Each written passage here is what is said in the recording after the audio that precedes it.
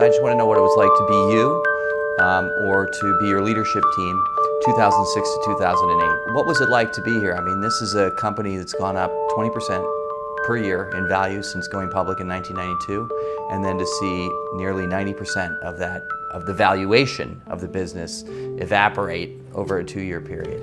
It was a nightmare, and it was metaphors that come up for me it was like an earthquake in slow motion. It just seemed to go on and on and on, or it was like being in a riptide and you're being pulled out to sea, and you need to swim parallel to it so you can begin to get up. But we just couldn't seem to get escape from the riptide. It was very unpleasant. It was by far the most unpleasant period in my business career. But I think fundamentally the company was the same company, and we did see our same-store sales erode, but we did watch our stock price just fall apart until we got down to where we were trading at the most unbelievable rate of just 2 times our actual cash flow.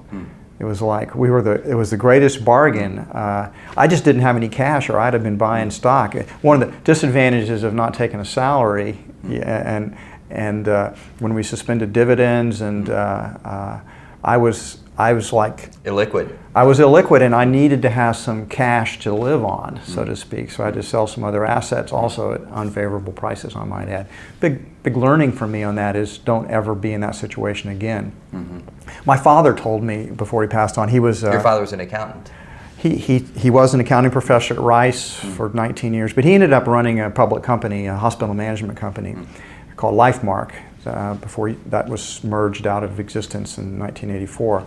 But he told me that he would have made a lot more money in his life, just towards the end of his life. He says, "You know, John, I never forgot about the Depression."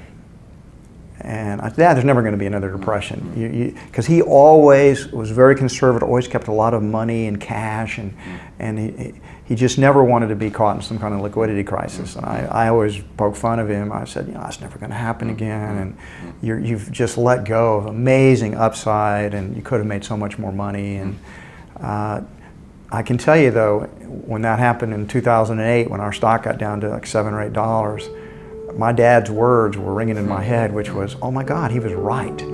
And so I did. We should learn our lessons. And Whole Foods has $1.3 billion in cash right now. And I got asked, "What are you going to do with all that extra cash?" And part of my answer was, "We're going to pile it up."